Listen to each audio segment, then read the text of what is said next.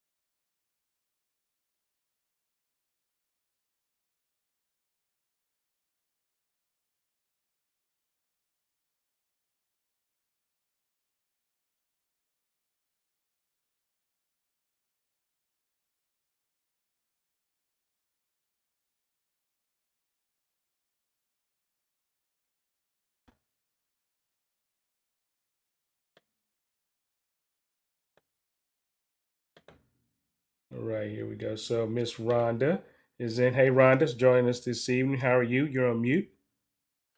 I'm good. Can you hear me Good. now? Yeah, I can hear you. I can hear you. And I'm bringing in my Yeah. boy Madison Downs. Madison look like Madison is up in the car tonight, riding. What's up, buddy? What's going on, man? How you doing? Good. How you doing, man? Are you traveling all right? Man, I just got done retaking those tests for my certification, man. I've been testing Okay. since 3 o'clock. Just got done. Oh man. Hey man, well thanks for for coming in the show.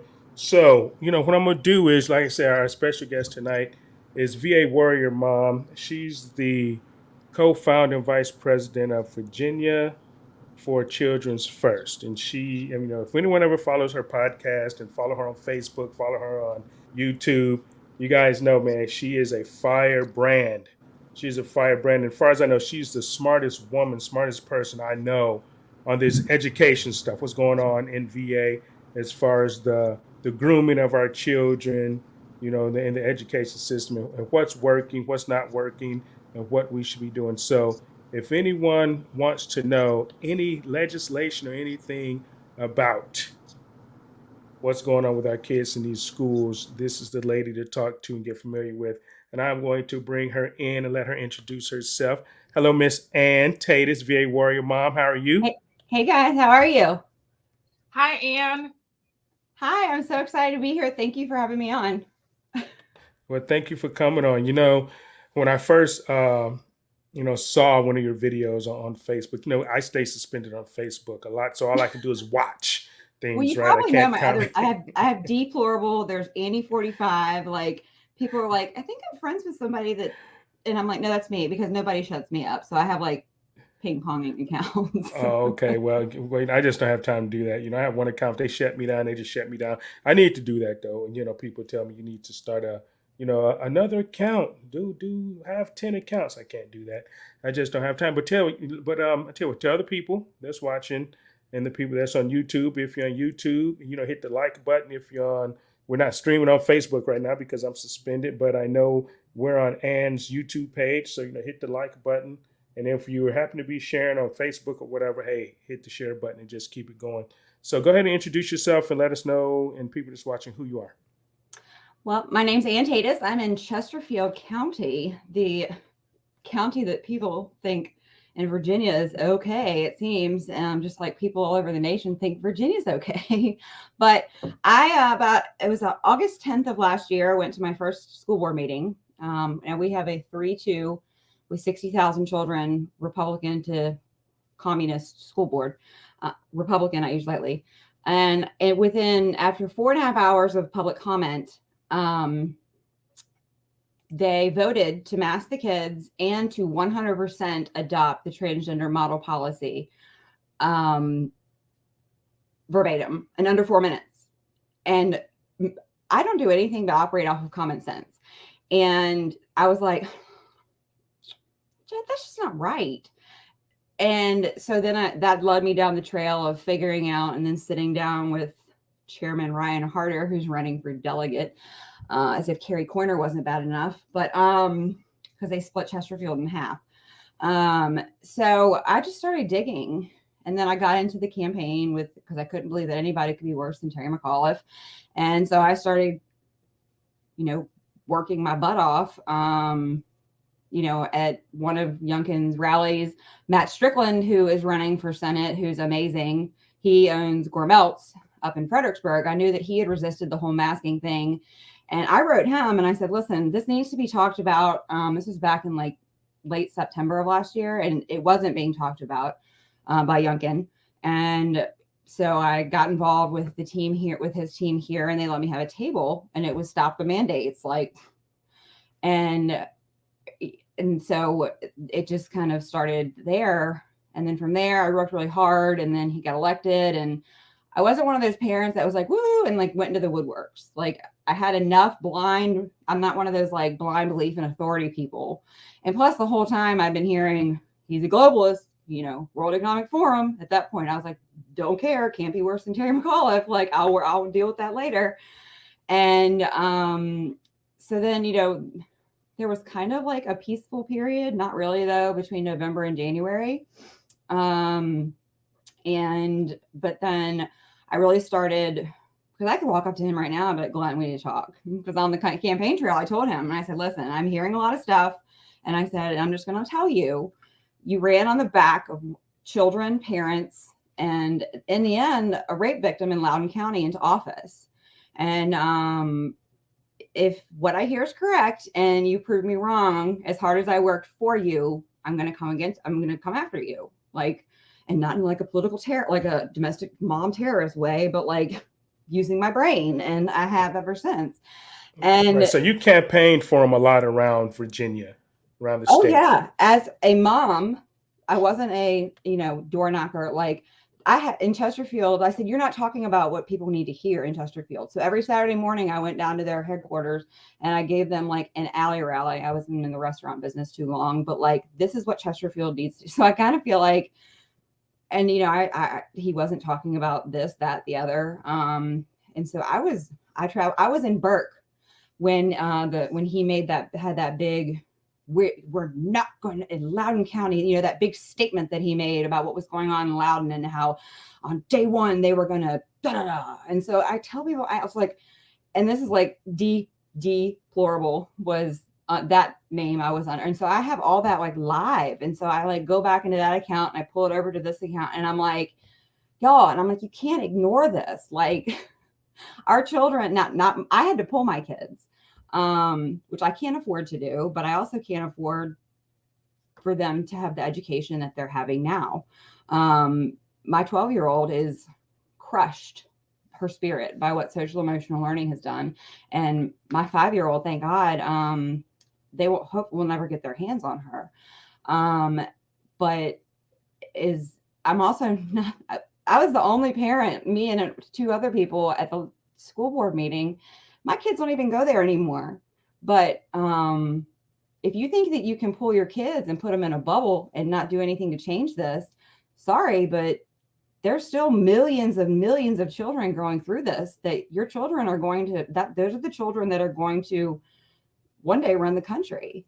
So the approach with, Bobby, who is he's a big 2A guy, monuments. He was in that whole, he's a different kind, but he started a group thinking that he could unite 10,000 parents about unmasking the way people stood up against taking their guns. And I always make the joke that you can tell people that they're coming for their guns and you'd have people out in droves, but you mentioned they're coming for your kids and it's like crickets. I think because people don't really understand what's going on in the schools. Okay. Because I don't have children in school. Yeah. Anyway, my youngest graduated in 2015. And Madison is a school teacher. He teaches in DC, but he sees the same thing that's going on, in Virginia with these kids. He teaches, special ed and stuff like that. So he sees, what the masking has done, whatnot. And down here in Virginia Beach, it's really across Virginia, because we're having the same problems with the masking. Like I've been every, pretty much every school board meeting, and I'm, just trying to rally parents, and the problem is we don't have enough parents.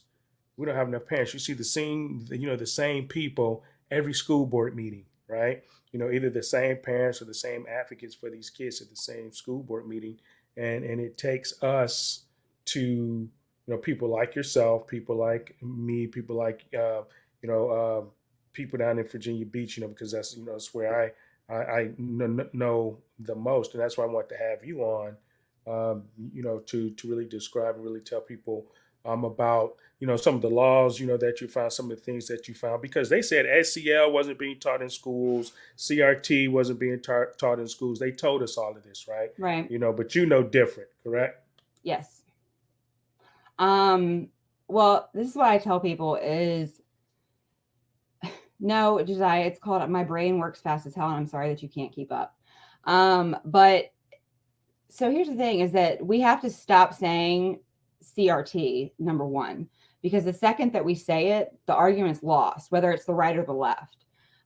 Is it? Yes, because when you have the tenets, the basis of it, so oppressor oppressed, which is equity, and they show it over and over and over again with the children on the milk crates, is that so when you're saying, and then when they say that every child gets what it needs and that equity is different than equality, you're saying it's strictly done by skin color. They're not pulling socioeconomic status. They're not pulling, parental income. They probably are, but not for this reason. So the assumption is that skin color from birth, which is when I try to interpret these diagrams that the Department of Education gives us, is that you're assuming that by birth, one person's skin color makes them shorter and one makes them taller. And therefore, so yes, that is CRT.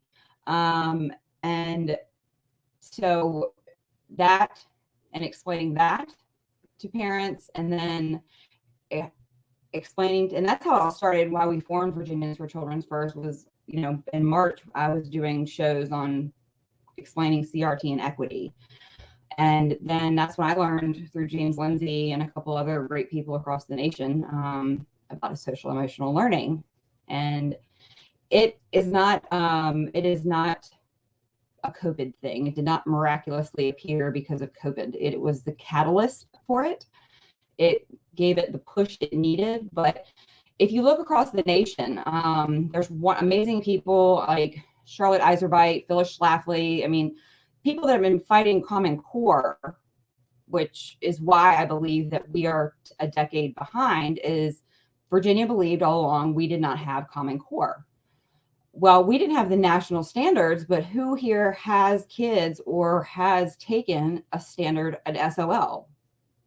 I mean, that is fun. That is, there's two parts to Common Core. There's the SOLs, and then there's the standards. We didn't have the forced standards, but if you pull up the Department of Education standards of learning, and I've showed the big people in Utah, Oklahoma that have led the Common Core fight and shown them ours versus what they've been fighting, 10 times worse. Like, we have standards of learning for, I mean, they're pissed about English and math, and we have every single thing under the sun has a SOL. And we have next year or this year, the kids have to take them 3 times a year, and the nation's still pissed about once a year. And that was a Republican bill. So that's why we're behind. But the language, if you were to, I try to explain things to people, but now I'm trying to give people the information so that they can learn it themselves. But if you, I just posted a video. Jane Robbins has been a huge leader in this. This was from 2013. So 10 years ago, she's talking about the same language that we're seeing now about data mining, the collection of data by what they call philanthrocapitalists.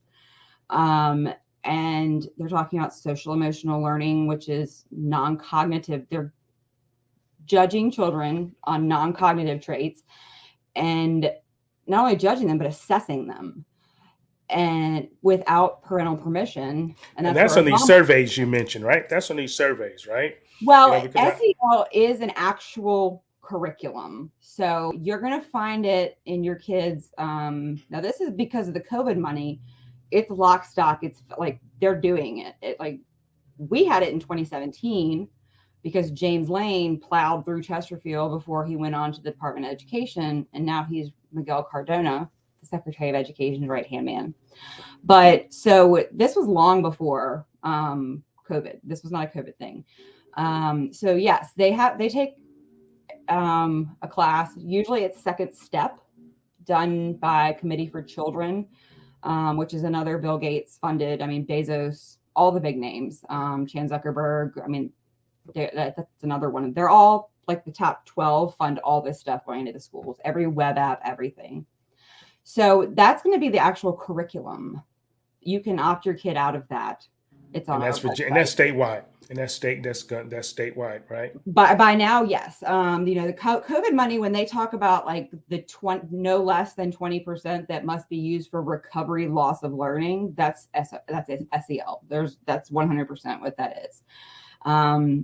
And then, so yes, but it's also, if you read the language, they literally use the word embedded. So when I say it's literally in everything from basket weaving to art to math to everything. And so it's all these skills. They talk about like resilience, grit, all of these things. But then what it really comes down to is it's talking about morals. It's talking of like not wonderful, but the example that I just used at our most recent school board meeting was my 11-year-old who is shy, beyond shy, is where the group think is what you have to think about. Is all of this done is like project-based learning my daughter had in 3rd grade. And I questioned it then because an entire year of nothing but group activities and project-based learning. And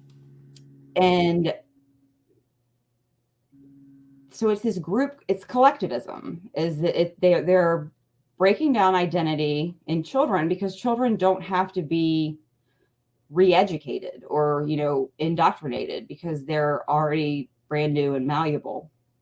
So she's shy, and they did a shyness group 30 child exercise where the children had to identify whether they were shy or not. And then they were taught that their shyness was due to they were never taught the basic ingredient of social skills, and that they were going to learn how to rehearse their way out of it. And I can't imagine, I'm not shy, but I wouldn't be comfortable as an 6th grade is the worst year ever for any girl. Middle school is in general.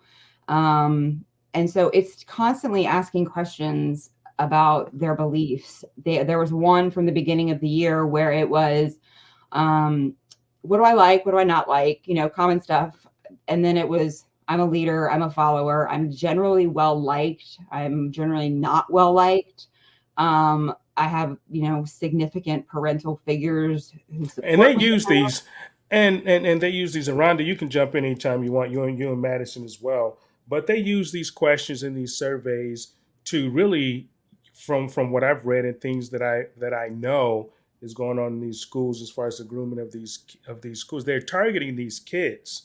They're targeting these kids, and they're trying to pull data and information from these families that CPS can use. The biggest human traffickers in the nation is the CPS system, and that's been, found out over and over again that CPS is the biggest traffickers of school age kids, in the nation, and they're getting paid to do it. So that's why people have been killed that actually, brought this out, about CPS. There's a state senator down in Georgia that was killed. There were other Nancy. people, Nancy, that was bringing this stuff out, and so, I mean, and that's what, I've known that, with these surveys, and that's why I asked about the surveys. They ask, personal questions that children shouldn't even be answering in school. Do you have a gun in the house? Well, Is it not only locked that, up? they And asked all this other what stuff. prescription medications were in my house. You're right. Go ahead, And Rhonda. You was about to say something? Hold on. Oh, no, I was going to say, if you think about it, this definitely isn't anything new. I grew up in New York, and I remember the standardized tests that they would always give the students there in 5th grade and 6th grade. And a lot of minority students were told, I mean, these are like 10, 11-year-olds. Their parents were told, well, they're going to be, don't expect anything big from them. They're kind of going to be, blue-collar worker. And these are based off of standardized testing that happened in New York. And when we think about what happens here in Virginia, I was a little shocked when we moved here and I had my kids in school here, and all of the personal information that was required the first day of school, the parents' homework, the forms that needed to be filled out. I never, ever, ever needed any public assistance, but they wanted us to fill out these forms that had household income. Are we military? Is anybody deployed? And I think, at first I thought, this is ridiculous. I don't even know why I'm answering these questions. But they bully you into doing it because the kid receives a failing grade for that as an assignment if they don't bring it back completed.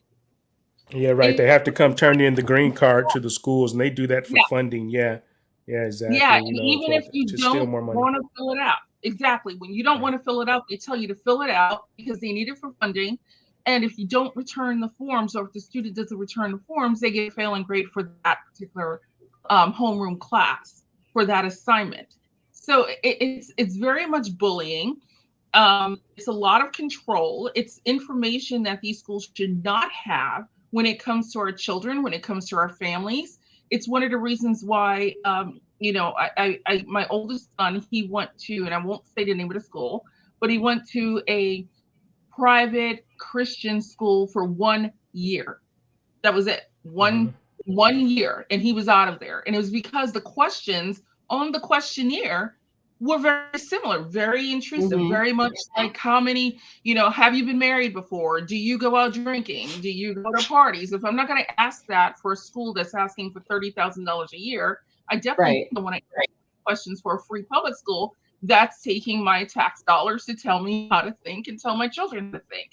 So I think we have a huge problem. And I think so much, Anne, for bringing this to so many, bringing it out there to the attention of a lot of parents. They're not aware of just how deep this goes. I mean, and it's far beyond what we're hearing today. This goes down to, what they're being told as far as what to eat in a cafeteria. I mean, I've had my son bring in a bottle of water that had a Kool-Aid packet or something in it.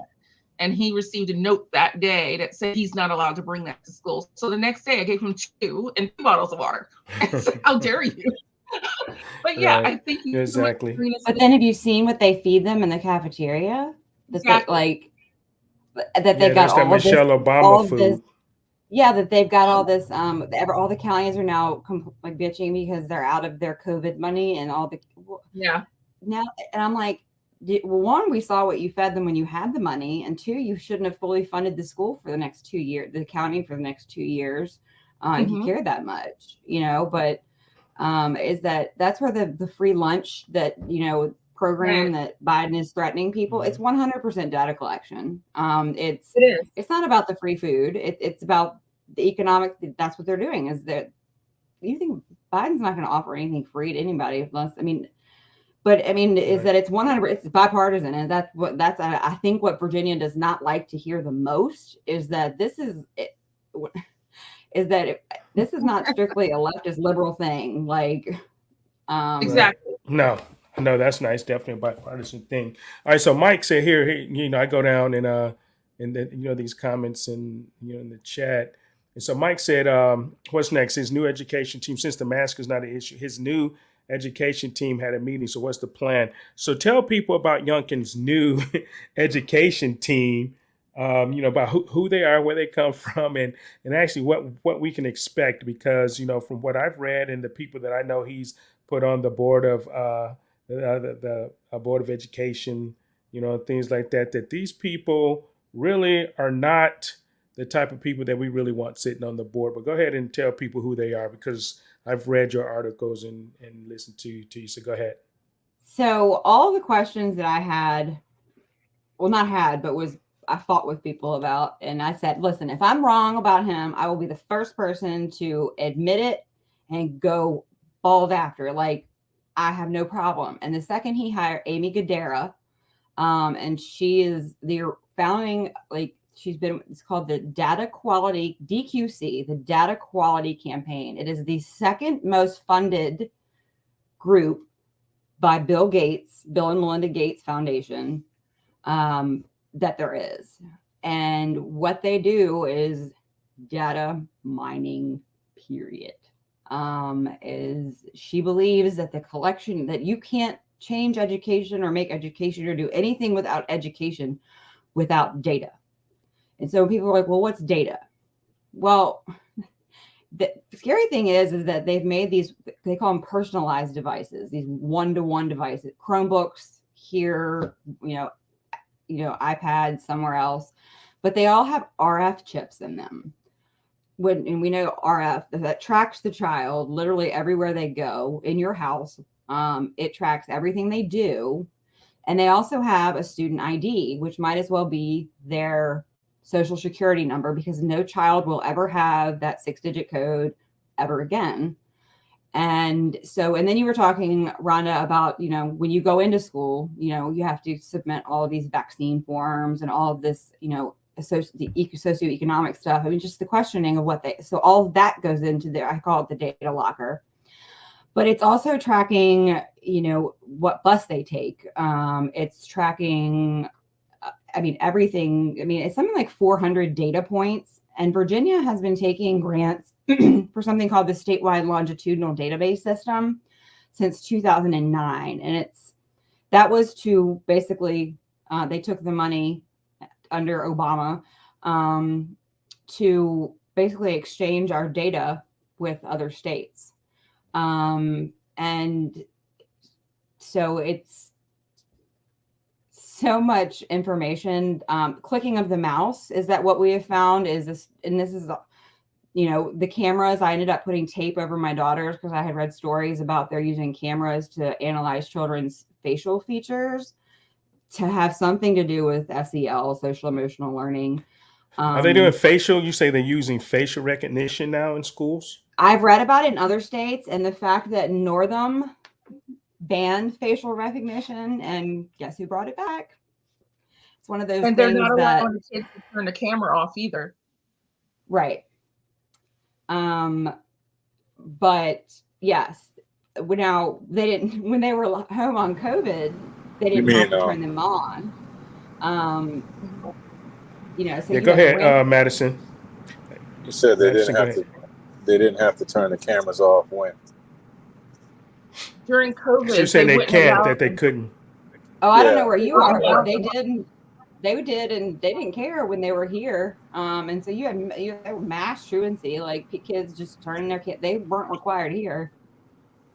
Yeah, because I know Which- for Chesapeake, my son Justin, who didn't want to be on camera, he would turn it Yeah. off, and the teacher afterwards would notify me and say, you know, he's not allowed to turn a camera off, and they have to be facing the camera. Yeah.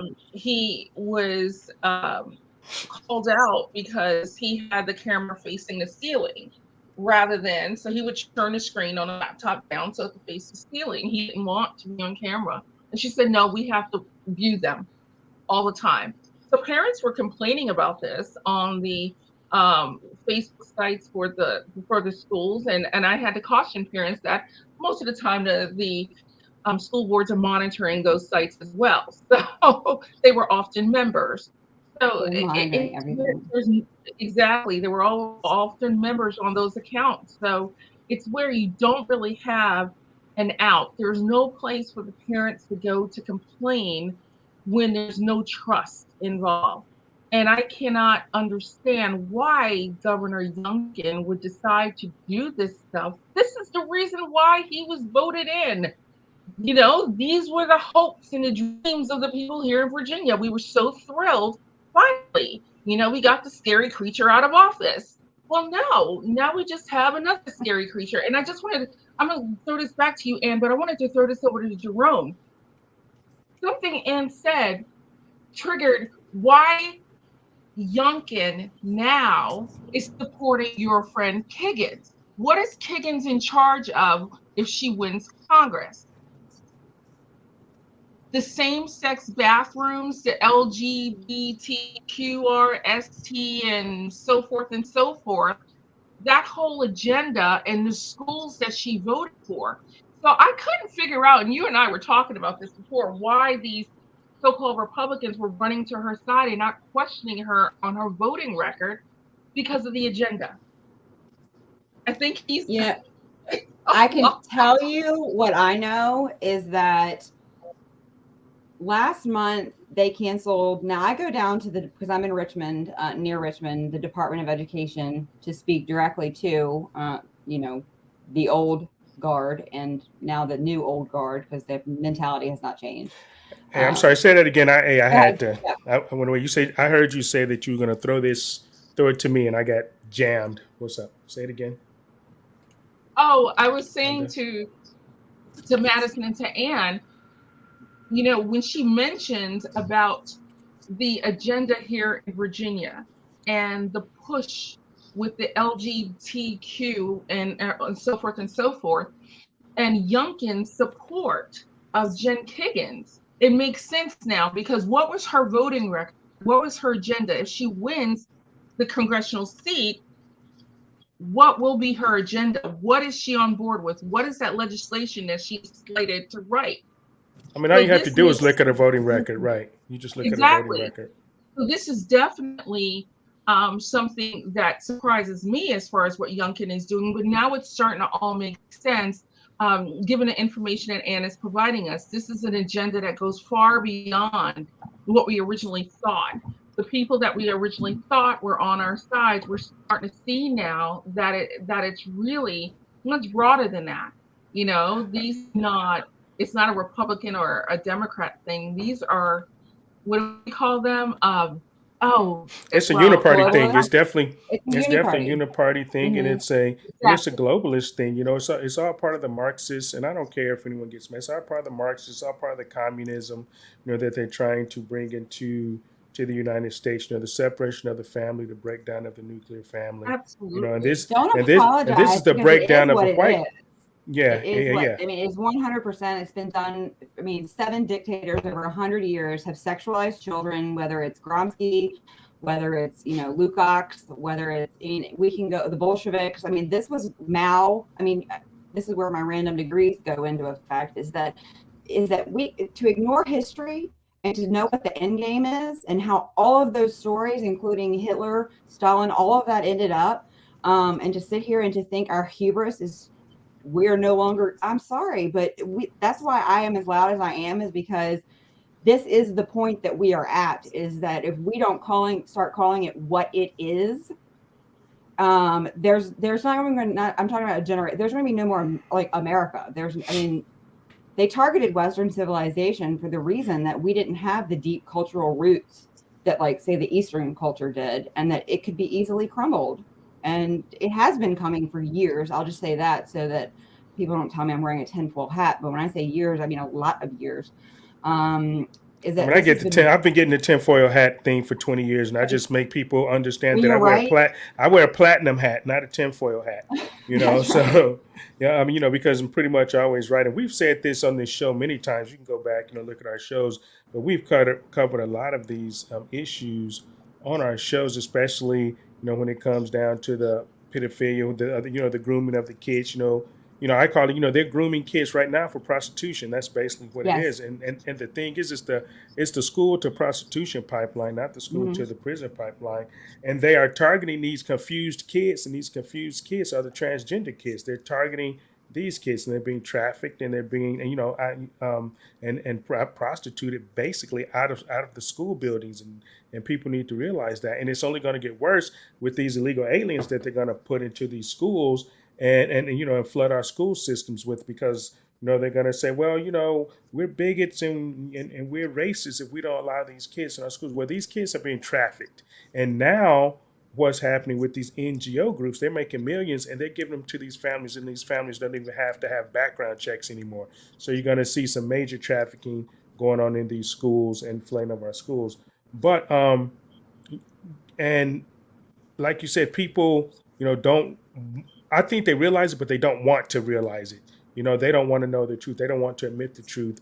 And, elections have consequences, and that's why I say you have to vet our people that we are, electing. And I know you worked very, very hard for Youngkin, and you're one of the most disappointed people, that I know, that Youngkin is not keeping up to his end of the bargain. But I knew that. Me and Madison, we were on this show saying that we didn't trust Youngkin. Youngkin wasn't our choice for governor. I actually was asked to run for governor a few times, and I actually contemplated it, the way that things are going. I probably should have, but also the way that I know how politics work and the money.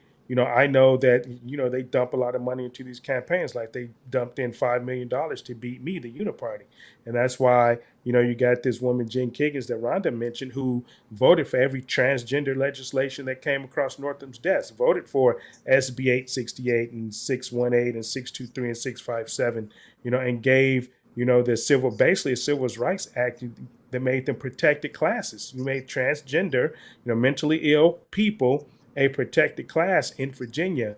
And they know that she'll go to D.C. If she wins, she'll go to D.C. and vote on it. And they're pretty much locked in on the Equality Act out of the 2nd District, because either you're going to get Luria that's going to vote for it, or you're going to get Luria Light that's going to vote for it, whichever one of them win and go to D.C. So they're pretty locked in on having the transgender thing and what they call Equality Act. They like to give it these nice names like the Virginia Values Act, and you don't know that you're persecuting Christians.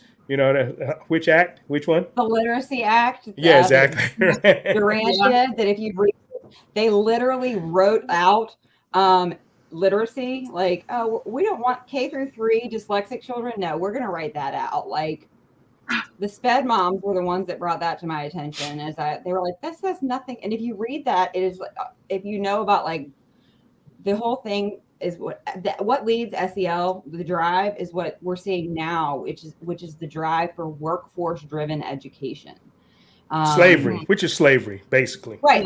They have dumbed down education, which is what we've seen slowly happening. And that's what. And then they figured out that, well, the teachers unions are pissed because all this data and all these standards that they can't live up to, and they're being judged. So, hey, if we throw in equity, well, then we can get, the AFT and the NEA over here. They'll shut up if we throw in equity and some transgender stuff. And they've muddied the waters. And so the infighting, so they have the race war going on. Meanwhile, as I tell people, the 1% does not care about any of the 99%. And we're all serfs to them. And so in the end, the children, especially that they claim that they're doing right by, they're the ones that are going to lose, because when all this is done and we don't stop it, there's going to be no more brick and mortar. The drive now for all this virtual Virginia, and why are we still driving virtual education? Is because that's what they want in the end, is your child will learn from algorithms, from, AI tutors. But not just that, is that this drive for pre-K, Head Start, early childhood education is that the data is, they've already got it set. It's called DESA. It's like Panorama, which is what everybody knows. But the teachers are doing these non-cognitive skill assessments that sits in the Library of Virginia for 75 years. So it's like literally a generational social credit score. And so these children that they say that they're serving, because we know that equity is not, I said, show me one child that has soared through equity and not been pushed through, and we'll have a conversation. But is that we already know equity is just dumbing it down to the lowest common denominator. We know, for those that understand that equity does not equal or mean equality, and just like in the Virginia Beach school system, they don't even have valedictorian and salutatorian anymore. And my son, he was only the second Black valedictorian in Virginia Beach school history when he graduated Bayside. And I thank God that they still had it then, because he probably would not be a doctor now. I don't know, it's possible, but he was able to use that valedictorian on all of his applications, to medical school and things like that, and get accepted, because it's a competition. And when you have kids all over the nation that still can still have valedictorian and salutatorian and use those items on their applications, it makes them, it puts them ahead of Virginia's school kids, because they don't have that anymore. In Virginia Beach, I don't know if they have that in Chesterfield, and other places in Virginia. I think that they got rid. I don't think that we do have it, now that I think about it. Yeah, I don't think, I'm not sure in Chesapeake if they still have valedictorian, salutatory, but I do know for graduation, they're not allowing the kids, and I never understood this, to wear their ribbons, to wear their banners, to wear because all meritocracy very hard is for whiteness. Meritocracy is, and this is like when I tell you, like, critical race theory is being taught, because meritocracy is racist, and meritocracy is founded on whiteness. And when I say, well, we've had a Black president, we have had a Black governor, a Black female lieutenant governor, I have to get told that my white fragility is showing, and I'm like, God. What? Well, they don't know what to say to you. No, they don't. And so that's what I said. Well, you just gave me, I can give you 10 comebacks that you're going to give me right now, and you just gave me the 7th one. Like, you can't shut me up. Like, so, but is that, and that's when this whole identity politics is that Black people who are, say, Republican or conservative, who don't agree 100% with Ibram X. Kendi, that there's, let's talk about, hold on, wait, let's talk about Kendi for a second. Oh, Jesus. I just read how to raise an anti-racist. Have you read that? Just came out. Yeah, I read that. But let me tell you, about this brother. First of all, this brother never had a hard day in his life. He was raised with 2 parents, mother and father. I believe his mother or one of his fathers, an accountant and a doctor or something. He went to the best schools. He actually, went to a suburban school in Virginia. Then he went to Florida A&M. I mean, he's been handed a silver spoon. And then, what happened? He went to these colleges and he found out, well, the equity and victimization is profitable. So that's what he does. He uses his, the equity thing and, the social justice, all this thing. He even changed his name. Kendi is not even his real name. Yeah. He even changed his name to try to fake the funk, And so this guy, so he's making money, on the victimization of primarily Black people. And I, for one, and I know Madison, for one, he's really, really, speaks out on that, about, because Black people can do anything.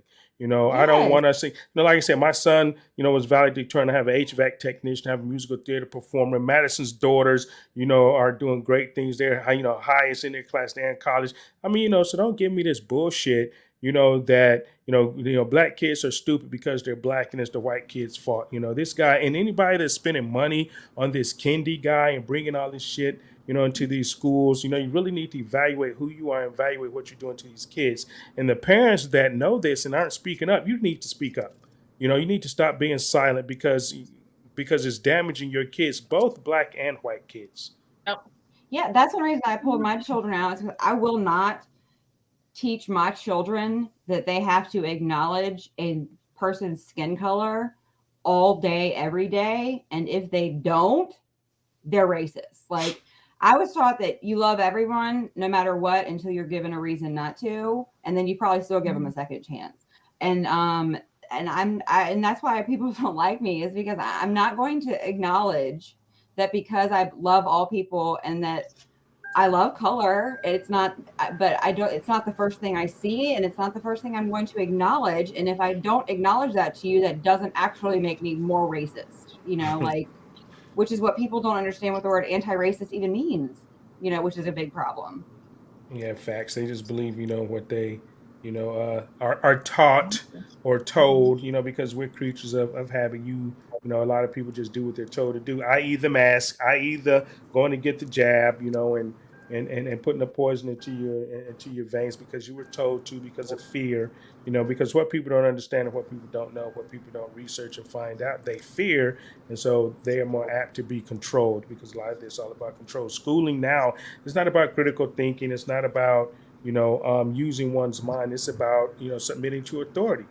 Right. And that's basically what it is. It's all about submitting to authority. And, and we can't have that. And that's why, I say if people can take their kids out of public schools right now, do it. I know, Don, who's actually a part of the Radical Republican show here, him and his wife, they took their kids out of school. They homeschooled their kids. And shout out to Don's mom. Don's not here tonight because they're celebrating his mom's 90th birthday. So shout out to Don, Nice. Don and Mary's mom. Happy birthday, Mom. Happy 90th birthday. So that's why he's not here. Yes, happy birthday. Doesn't stop when it comes. It's not just with our kids, it's with the adults as well. Because, we were talking about the testing and the data collection. And it reminded me of a previous employer that I had. When you move up the ladder and you go to the manager, director, and so forth, they do the assessment test, the Korn Ferry, the personality test. And those kinds of questions are on that test, equity, what do you do when you have a low performing employee? And the common sense answers, they penalize you for, because it's really all about healing, and it's really all about equity and diversity. There's lots of diversity questions on the Korn Ferry test, and it brings to mind the control that they have over students and the data that they use for students and predictability. What are they going to do based off of this information? Well, that happens in our workplace every day. Who are we going to promote? Who do we need to make sure that we don't promote? So let's give them a Korn Ferry example with all these questions about diversity, equity, and inclusion. And then we have reason not to promote them, especially if it's a conservative person. So they're using this every single day, whether it's, for students, whether or not it's, it's for our employer, whether or not it's through the government when they're sending surveys out, the doctor's office. It's all the time. We are a data control society. And I don't know how long ago they said that computers were going to ruin this world. Computers were going to take over this world. We're already well past that. We're on somebody's list, in somebody's system. Yeah, we're totally past that because people are losing their capacity to think for themselves, like to do math, like to, do proper English and figure it out. You Google it, or go ahead, Madison. It sounds like the major issues are coming from whoever it is that's doing the lobbying, and those companies that are developing Uh-oh. All right, so Madison's driving, so he Yeah, went out. All right, we yeah. lost you So for a second. Go ahead, man. yeah, it's the companies that. All right, so Youngkin is a businessman, right? So who's getting the kickbacks for developing these tests? Everybody. I mean, hold on. I mean, there isn't anybody that I can't get. I call it 3 degrees of Kevin Bacon away from any of the like web apps that I can't get to. Chan Zuckerberg, Gates. You got the Waltons, who's Soros, you Walmart. got the Soros, you got the Soros. Waltons. Yeah, Yeah, got, I and mean, just but say like Devos, Bloomberg. They're all. I mean, it's definitely cross lines. This is not just a but but it's the same dirty dozen, as I call them, and they all are big software people who make the money off the problem that they've started. right, You know, like right. Like for example, I'm just leaving, taking my certification test, for example. So it's not just with the students. It's mhm. and I give you a prime example. I took my math. I'm a math teacher, primarily, and I took the math certification test. I couldn't. Normally, they give you a score. They wouldn't give me my score. I think I scored perfect on the test. You know, and I think that You don't get it yeah, automatically.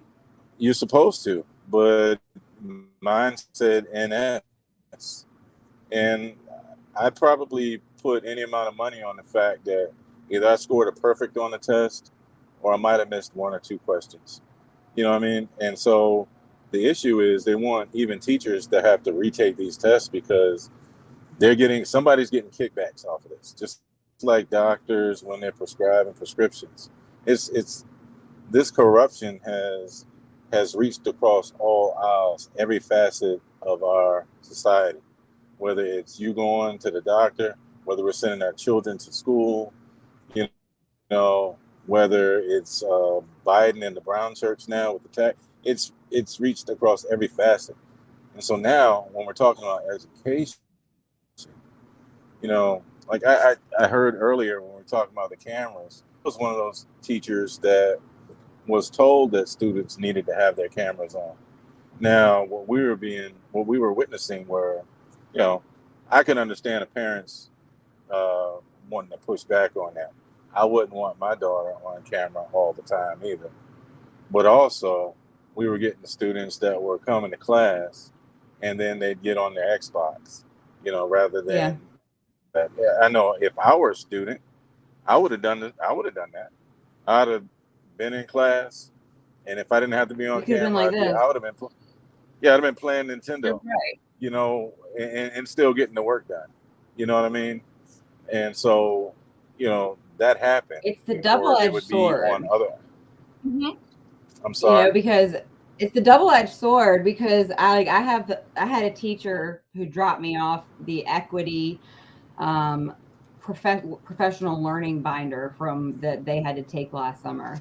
And I was reading, with teachers and schools and with their answers and trying not to dox people. And a teacher said, it's really interesting, the window of the world that COVID gave me and how I got to see how children live and how many children have to take care of their siblings. And I mean, it's all valid stuff, to the extent of that specific teacher. I know her that would, God, I wouldn't want that teacher looking in my house. But that brings up the Right. thing about when you see stuff about now that they're wanting to do teacher home visits and that they have social workers in schools now. Because That's another CPS. That's the CPS and that's grooming. where That's the you and I CPS trafficking. we started talking about all of this because what I did before this was fight for the children who actually don't have a voice, and those are the children child sex trafficked out of Virginia, Stafford being. That was probably the scare. I'm not scared of anything after doing All that. right, so let me just play devil's advocate just a little bit because I'm loving the conversation. I'm one of the teachers that would make home visits, right? I had a little girl that would come to my class. This is middle school every day and seem zoned out. So, I couldn't figure out what was going on. So I decided that I was going to go and make a home visit. Mm-hmm. And so when I went to a townhouse, or the row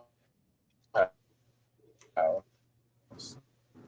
I had a partner with me, and it was just foggy, but I had never been around drugs. You know what I mean? Mm-hmm. So I just come to find out they were cooking something that was laced with something else. I literally in my head I heard a voice saying, "Your lungs are about to collapse." Yeah. You know, so and I get can that. you guys hear me? Yeah. Yeah, man, we hear you. Go ahead, Madison. Yeah, we hear you. You breaking, but we get you. All right, he just But faded out. I get what he's saying, because I've had teachers say that to me before. And I get that. And that's a good teacher wanting, and that's a situation. But when it's like mandated anything, especially when you have the level of what a mental health professional, and that would be another Republican bill last session, that drops the bar, because the way you solve a mental health crisis, and we don't have enough people, is you lower the bar on who's And we going don't to have be enough allowed. hospitals. We don't have enough institutions. Right. But the same thing with teaching, lower the bar. Like, let's bring in tutors and, people who can't teach. And see, is that, but when we haven't been allowed in schools to see our teachers, or haven't had like face-to-face actual, like, begging to have conferences, but all of a sudden you want to come. I was just saying that, Madison, I completely agree with you.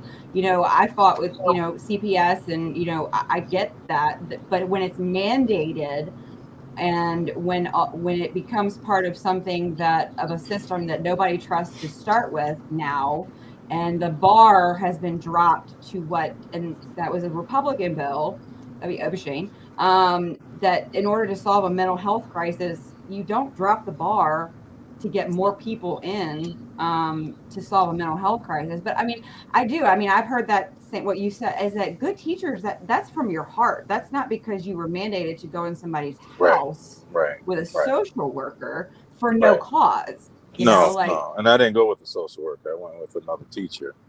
It just so happened that we found out that they were cooking drugs in the school, and I mean, not in the school, but in that house, and that little girl would come, high, literally, just about every day. We did the same thing, because as football coaches, Madison, especially high school coaches, we go to these kids' house all the time. We find out, that they're not eating or something's just going on. We'll go do a home visit, but it's just a football coach. It's a football coach going to meet the parents, going to make sure the kid is okay. Because I've had numerous times where kids weren't eating. They didn't have enough, food to eat at home, and things like that. And nothing was really going on. It's just the fact that the single mom didn't make enough money and couldn't bring enough food home, to feed this growing, 17, 18-year-old boy and his three brothers, So we do that out of compassion, out of heart. But like Ann was saying, it's being directed and mandated from these schools now, from, social workers. And that's because, the Bill Clinton bill, that was written, that, by the way, our Social Security money funds the CPS system. A lot of people don't understand that. Family Adoption Act that gives $4,500 to $10,000 for CPS to adopt children out, like literally selling children. Yes, but here's what they won't do. And this is one thing that I was going to change when I got into Congress, but the Uniparty stopped me from getting there. The system won't pay a family. Let's say if a family took in a kid, they won't pay you like an adopted family, like that they would get paid for. Right. They won't pay family, but and that's one thing. Why won't you pay the family if I'm taking in my sister's kids? That's like I'm adopting them, right? But you won't pay family, but you will pay another family because you're trafficking those kids, because you're getting money for those kids to traffic them. And that's wrong. And we have to stop. That's why I say we need to defund CPS. Yes. And it's like people. Go ahead. Sorry. Right. And there are different prices for different ethnic groups of children, or if they have a different religious background. So, yeah, it's ridiculous. I'm sorry. Go ahead. What were you going to say, ma'am? Oh, no, I was just saying that I never, like, I get the cognitive dissonance. It's hard to wake up, and I guess fighting for CPS about 2 or 3 years before COVID, was my big wake up as to, woo, the world that you is not the world that we live in. And so, but then the education wake up was another part of, so it's been a slow, so I get the pushback and why people want to live in their world and think that they elected this wonderful, but and I just can't, there's days that I wake up and I'm like, I just can't be quiet about it because it's, I mean, it's bad. Like, And you can't be quiet about it because you actually genuinely care. You actually care, not just about your kids, about the other kids. You know, and that's what all of us do. And that's why we do this show. That's why we talk. You know what I'm saying. That's why I ran the campaign that I ran. You know, against the the grooming of our kids, against the transgenderism. You know, all of these things. But when you have the uniparty that's dumping millions of dollars into your opponent's campaign, they can do the TV commercials, they can do the radio commercials that make people think, and make them whoever they want them out to be, make them out whoever they need them to be, because they changed this brand of this lady, 4 times during our campaign, and they'll probably try to change it again now, because of the Trump thing. It's so funny. You just watch and see. Like I say, elections have consequences. You definitely have to vet who they are. Like I said, I vetted Youngkin because I knew he was a Carlisle group, and I knew he went to, Davos. I know he's, went to the World Economic Forum. He's part of the Council on Foreign Relations. So when you get people like this in these positions, they're not the person that the people need. I'm just sorry. It just is what it is, I didn't, right? Yeah, I mean, it was interesting. I don't know if you saw the battle I got in, but I think it was last week, is that I just got so tired. And when I talk about people drinking the Youngkin Kool-Aid, I'm not talking about the people that voted for him. I campaigned my ass off for him. I'm talking about the cult drinking, like the people who refuse to see the reality and that are still, and it's mainly, there's a lot down in District 2, shocker. But it's shocker. Yeah, it's and they're still posting pictures, and I mean, it was like a battle, and somehow it turned into, well, who are we supposed to? I'm like, I don't want to hear one more time about McAuliffe. Like, I'm not talking about it. Here's what they do. Here's what the Uniparty does to them. People, are still, like I said, I call it the Stockholm syndrome and, cognitive dissonance or whatever. But they don't understand that the Uniparty they select a candidate for us to vote for. So you have to, well, he's better or she's better than a Democrat. No, the hell they're not. A rhino is never, and a rhino is never better than a Democrat, right? You know what the liberals and the Democrat are gonna do. You don't know what the rhino is a sellout. That we've lost this country because of rhinos. We've won more elections as Republicans in the past decade or 2 decades than the Democrats, but we've lost this country because of rhinos, not because of Democrats, because of rhinos. Well, the Democrats and the rhinos, we saw it in the last debate with Terry Namcom and Bobby Scott, and it's significant because Bobby Scott is the chair of the Education and Labor Board, right? And all Bobby would talk about was how much money he threw at the education, at VEDO. And, this isn't a problem that you're going to fix by just throwing money at it. No. This is a problem that you're going to fix by restoring healthy families. Yes. It's not about, and we see what they do with the money. Okay, so you threw the money in, but then you're confusing kids on pronouns and gender. Well, that's not education, that's miseducation. And then when you're talking about the health and well-being of the students, you mentioned it earlier. You look at the lunch that they're feeding them. It's nothing compared to how we used to eat with really, warm meals, where you actually had the cafeteria ladies that really cared about you when they were scooping the food up and putting it on your tray. It's nothing like that anymore. These are prepackaged, microwavable meals that are poor nutritional value. So that there's nothing that they're doing in order to edify our children or edify the families. When we talk about SEL or CRT, to be honest, CRT is very covert. So I really haven't seen a whole lot of that, but I have seen a lot of the social and emotional piece. Mm-hmm. We don't need any of it. What we need to do is just like we do with, you hear these people who want to be congressmen. What bill are you gonna introduce? We don't need any more bills introduced. We need bills taken away. We Yes. need to shrink, and the same thing needs to be done in the school system. All the red Right. tape, strip it away. Give the autonomy back to the parents and the teachers. Right. Stop handicapping good teachers. The tests, for example, that I took today, damn near impossible. That one of the tests that I took was just like when I took my LSAT for education. Seriously? It is absolutely ridiculous what they're doing in order to keep good teachers out of the field. And quite honestly, we all know that it's by design. And they want people, just like they want Biden, they want these drones that they can tell whatever to do, and they're not going to push back. Biden doesn't have the cognitive ability to push back. He's just blank, period. I mean, he just doesn't. When I asked Jill, his wife, how he was doing when I was campaigning back in 2020, I asked her personally, how is he doing? She told me to kiss her ass. So Oh wow. we knew back then that he was gone. Yeah. Yeah, that was right across the Right. street from Yeah. my office. Yeah. But that's what they want. So Yeah.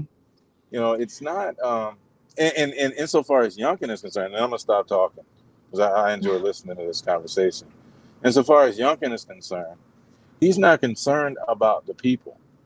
He is concerned about the data, because the data is not about just controlling people. It's about controlling the dollar. And whoever's creating these tests, they're getting kickbacks from it. They're getting kickbacks from the lobby. It's all about the dollar with him.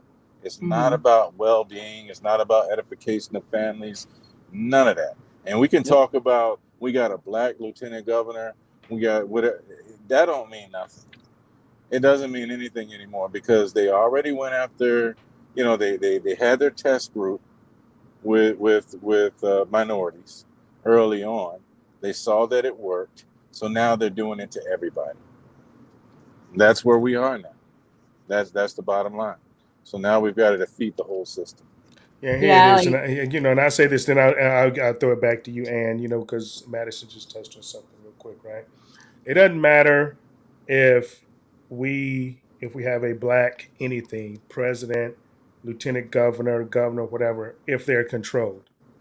If they're controlled, it doesn't mean shit, And so, and they know the ones that they really can control, because I've seen it. I've seen it firsthand. I won't go into, the situation that I know about personally here in Virginia, about how I saw, someone come in and then I saw them take control of this person.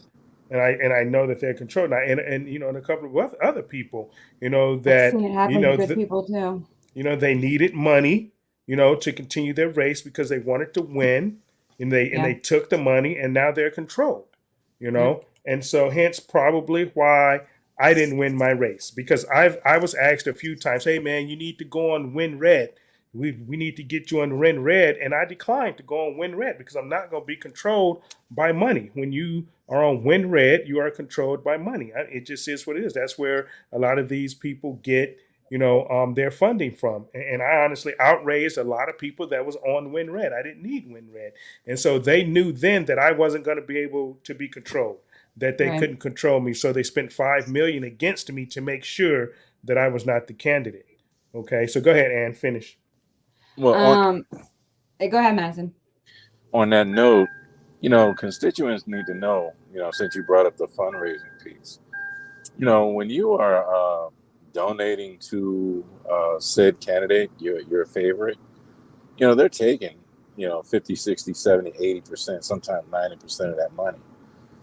So the candidate is getting a bare bones minimum of the contribution that you give.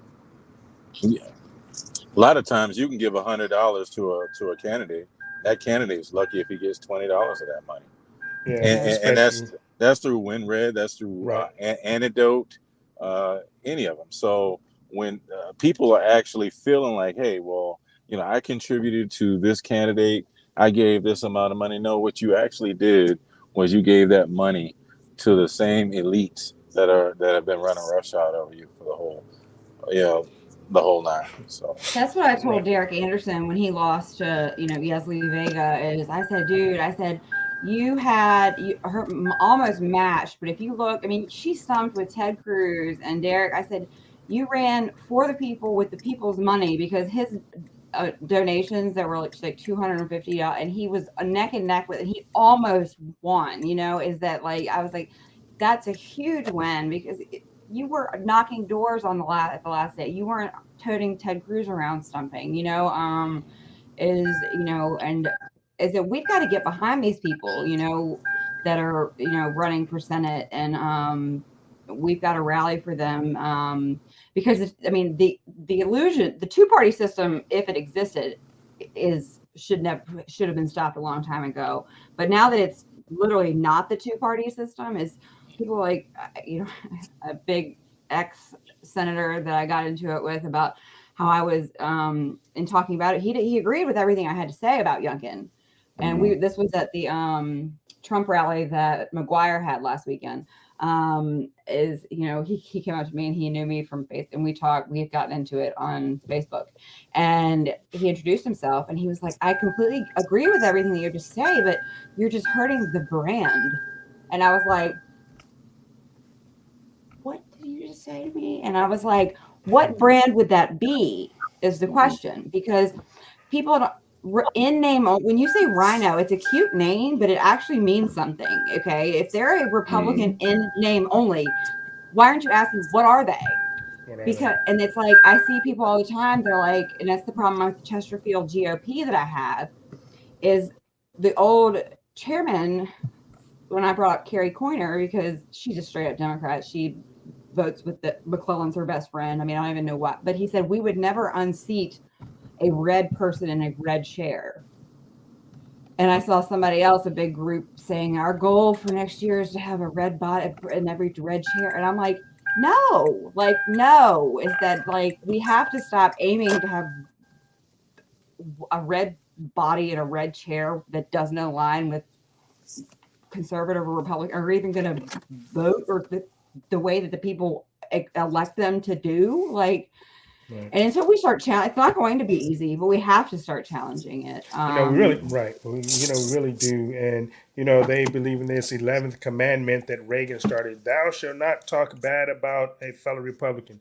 Get the hell out of here with that bullshit. First of all, because that's why we're a 501c4 and not a C3. Because not talking about, now go ahead, Rhonda.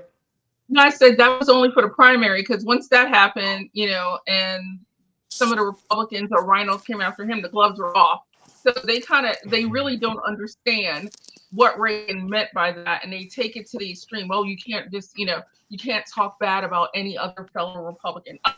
Reagan called them out for what they were. Right. And anybody who would say anything different needs to go back and look at the whole Reagan Ford, the whole thing. I was probably about 5 years old at the time, but that's something that I've watched tape over and over and over again. And if you want to see what those rhinos, what they were bred from, just look at some of those Ford people. Just look at them, because those are the people that we're fighting today. It's that legacy. Yeah, that's right. Those are the people, and Madison and myself, we like to call them, and Madison dubbed it first, as, those are the Dixiecrats, we have the Democrats, we have Republicans, and we have the Dixiecrats. We called her until she died, because my Nana died thinking that she was still a Democrat. And I was like, man, you're like, but that was how, like, but we called her a Dixiecrat. Like, but that was just. So let me ask you a question, because I've seen it, and and I said when I have you on, I was going to ask you about this, right? So I saw you do a video about Tim Anderson, who's a delegate down here out of Virginia Beach, right? So and so what's the deal with you and Tim Anderson? Well, I mean, there is no deal. About Tim Anderson. Let's just say The that. deal is that one, he's not my district, and people are like, he's not even in your district. Stay in your lane. I'm like, sorry, not going to happen, because he votes in my state and he introduces bullshit bills. And listen, if you're going to go live on Facebook as a delegate attorney, the real Tim Shady, please stand up. Like, I'm going to check you. Like, I'm going to check you, because, and it started when he was campaigning, and August came down and the masking thing. And I didn't even know who he was, but I had seen, like, Anderson for delegate.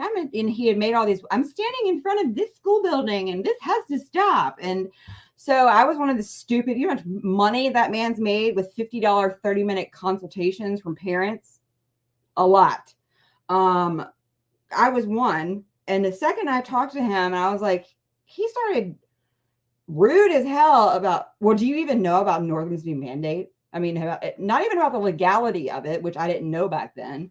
But, and I was like, so that's where that started, when I was like, you are nuts.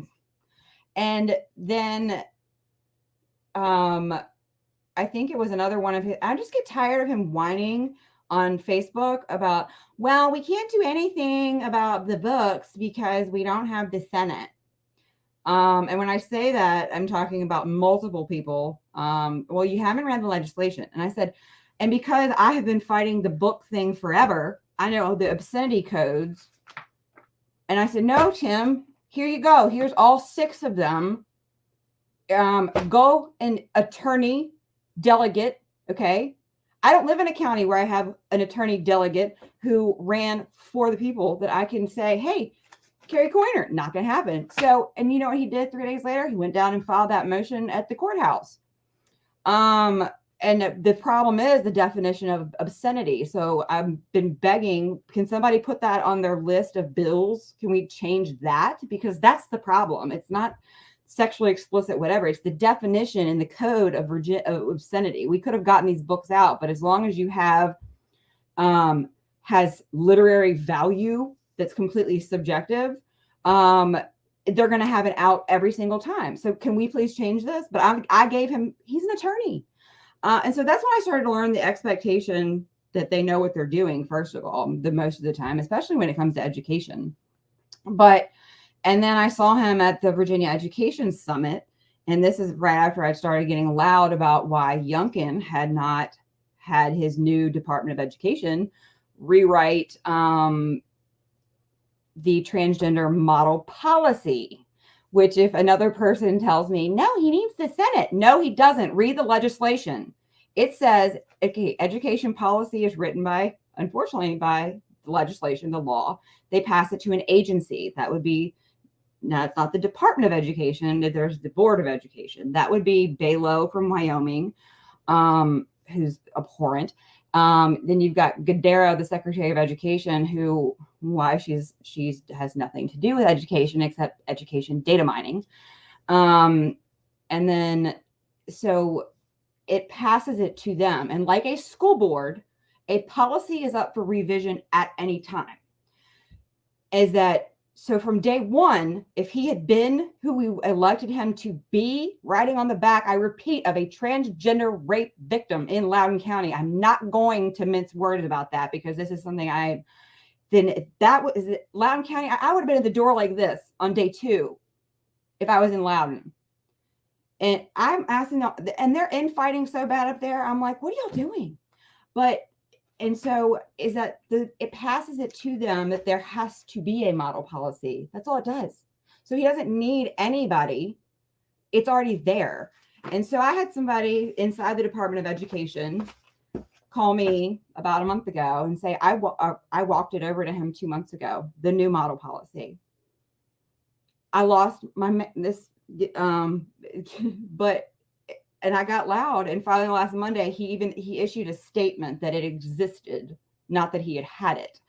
But back to Tim, is that with this Virginia Education Summit, he was up on stage, and Elizabeth Schultz, who's the deputy superintendent. She's the Fairfax letdown because she was so anti-CRT, but SEL, nope, don't want to touch it. I asked the question. Oh, excuse me, you have a second? How about that legislation that's written? I didn't even give him a second to try to BS the public because I told him what the legislation said, which he knew. Okay, and here's the thing, real quick on the SEL stuff, why they can't touch it, because we went through this thing with the Navy thing, because they spent the money, because they took the COVID money already, right? Yeah. Okay. All right, go ahead, continue. But here's the thing: is that they can, because like DeSantis, is that they gave out the ARP, which was that big, ginormous. But it's not just education. He bought the nation for $2 trillion. Like Northam spent, if you pull up the 2001 or the 2001 General Appropriations Act, it's like 600 pages. Northam, you can $10.5 million on election integrity to secure the November 2nd election, which is literally how it's written. So it was not pandemic money, but yes, but we have legislation, and that would be Northam and James Lane again. But all it says is that SEL has to exist. It doesn't have to be now CASEL, SEL, CASEL. We're talking about standardized, is that you've got one umbrella that's everything has to fall under. And that's not just nationally, it's globally. Everything has to be CASEL. And that's the Collaborative Association for Social Emotional Learning, which is another Bill Gates thing. So there's one universal company that everything has to align with. And so, but the legislation, if he wanted to or cared to, and that's what, as soon as we brought Gadara in, and I knew that wasn't going to happen, could be changed. But there's a lot of outs, but we're not going to see it, unfortunately. But this last round, I can't remember what the last round was about. First the HPV thing lit me up because I know that history, and he admitted he copied one of my, it said, counties, if your school district tells you that you have to get the HPV vaccine, you don't have to do it. And everybody, yay, Tim, thank you so much. And I said, post on that. I said, wait a minute. Your attorney delegate acknowledging, school districts are lying to parents. Why are we cheering this on? You're an attorney. You're a delegate. Do something. So that's when he sent the letter and to the VDH saying, and he was like, oh, they pulled it down, and everybody was like, oh, yay, Tim, thank you so much. And I was like, bravo, Tim, you got the little thing pulled down. You still haven't fixed anything. How about you call me and let's write legislation to get this, because I know the whole history of it. We were the only state to bring it in, because guess where they produce it? Here, the Merck, billions of dollars of HPV vaccine. Still 13 years later, 3 states.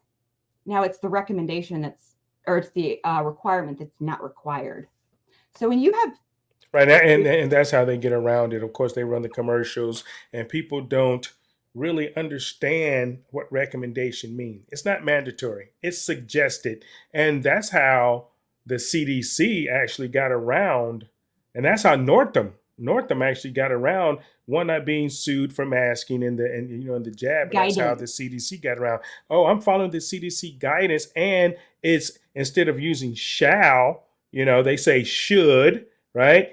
So they use these legalese terms and these legalese words that people actually automatically, we have to do it. We have to do it. The CDC only recommended this jab. They never said it was mandatory. They said it was mandatory to wear masks, 6 feet and stuff like that, but they never made it mandatory for the jab. They always made it that it was recommended. And then the schools, they made think, we're going to follow the CDC guidelines. And then these school boards like Virginia Beach, they overstepped their boundaries. They overstepped the guidelines of the CDC. When you are a lower authority than, a higher authority, you cannot overstep a higher authority's direction.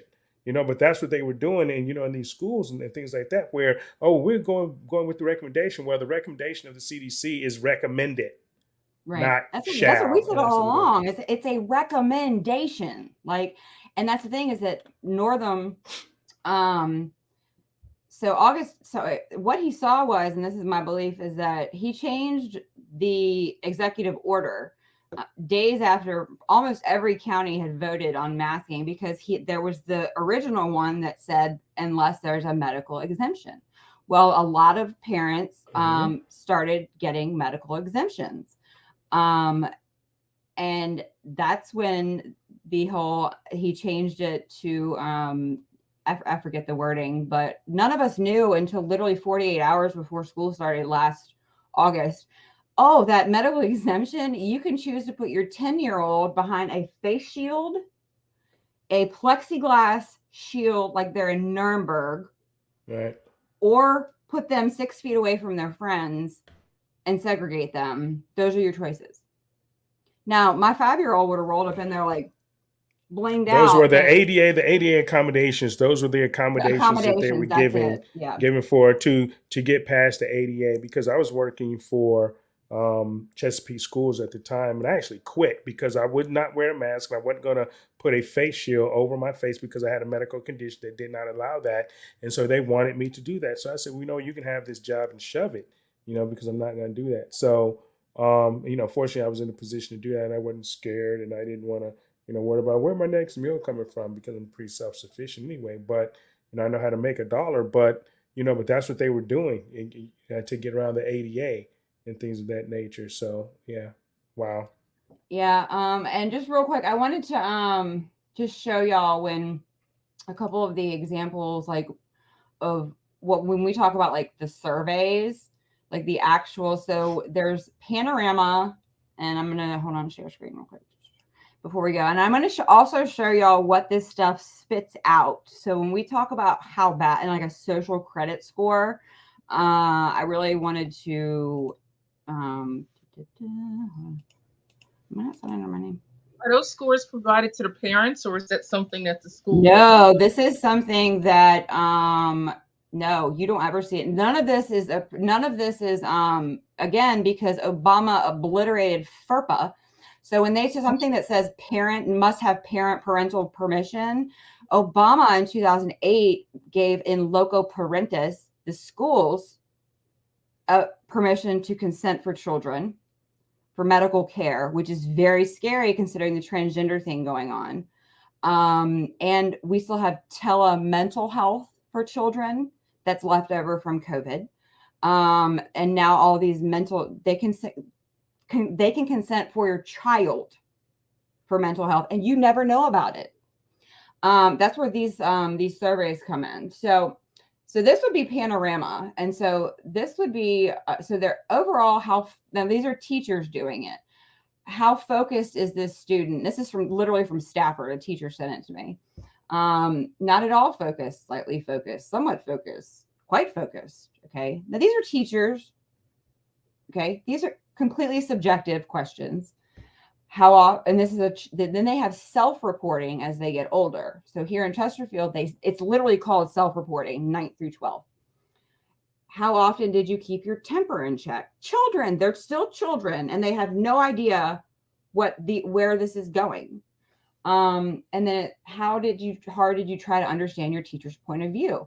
During the past 30 days, how considerate was the student of his or her classmates' feelings? And then, so this is the difference between a teacher doing it, which is younger grades, versus self-reporting. How well did you get along with students who are different from you? Again, children, they're still children. Okay, I don't care if you want to say that they're 9th grade, 10th, they're still children. And so then this one was one from my daughters. Now, the Protection of Pupil Rights Amendment, which I will get into, I need to do a show and actually teach people, if they can't get their child out, how to protect them, because there's lots of federal law. The Protection of Pupil Rights Amendment is a list of 8 things that they cannot survey or ask your children about. It's morals, it's family beliefs, it's religious, it's, and since it's embedded and you can't opt your kid out of an embedded curriculum, so my daughter had to, and they have to offer them. And I was going to run to tell you this is that, and I wish I'd known more back then, is that you can educate people that they have under the Protection of Pupil Rights Amendment. If you object and you exercise this, they have to legally offer your child an alternative curriculum. So parents don't have to answer the stuff that they ask. And they cannot ding, as I say, at your child for it. But until you start understanding, there's Bobby, my co-founder. He's like, go to our website. But we have for all 50 states, the SEL opt-out form. We have a data privacy pack. And then even after I opted her out of that, and then when I tell parents, go into your child's Chromebook, like you can get a parent portal. So Canvas is one, Schoolology, there's different ones, but that's like the platform. Getting a parent portal will deaggregate their data. It mixes yours with theirs, which is a key thing. But not only that, but I could sit there at night and I could not, or even during class, and go into her Canvas and be like, see, that's where I got these assignments from. But then I lost it after I had opted her out, and I pulled this up, and they were asking my 11-year-old if she was non-binary. That was when I was like, yep, it's time to go. And then they say, who do you live with most of the time? Your 11-year-old even know what non-binary means?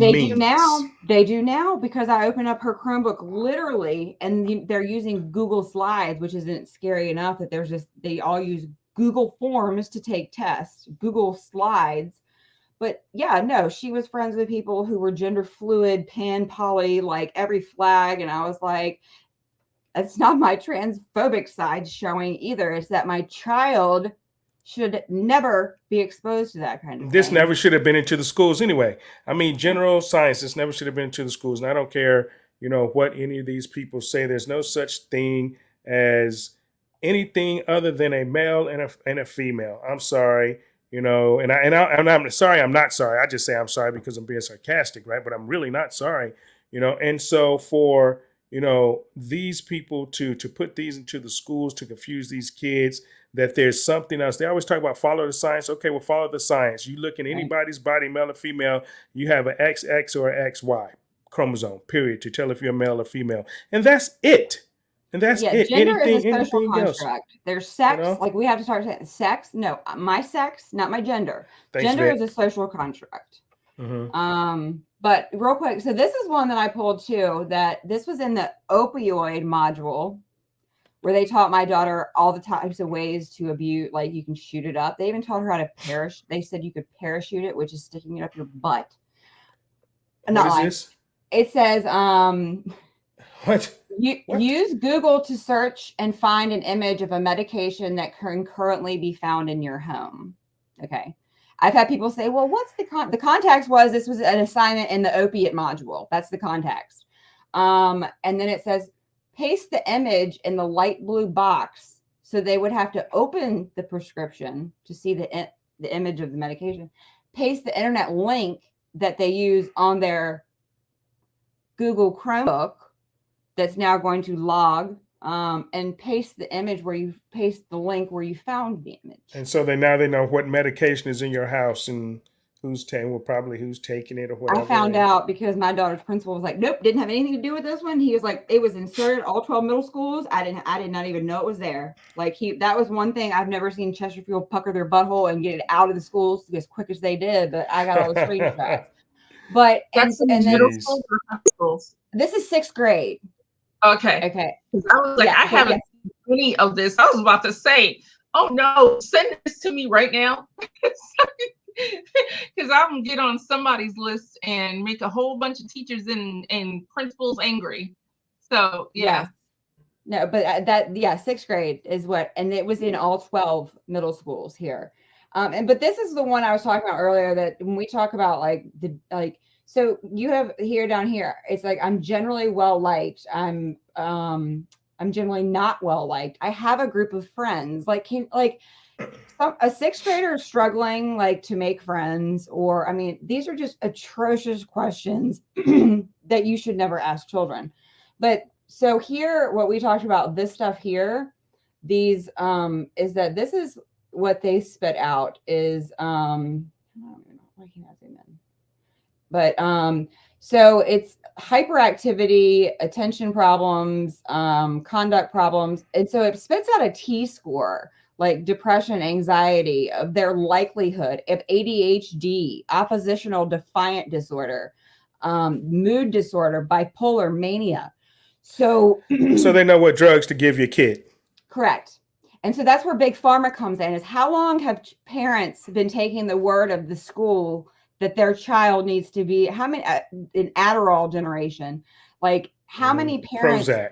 yeah, how many parents put their kids on meds because, but not only that, but this is part of the information that if, when you pull up the Library of Virginia, it has a data section, how long data sits.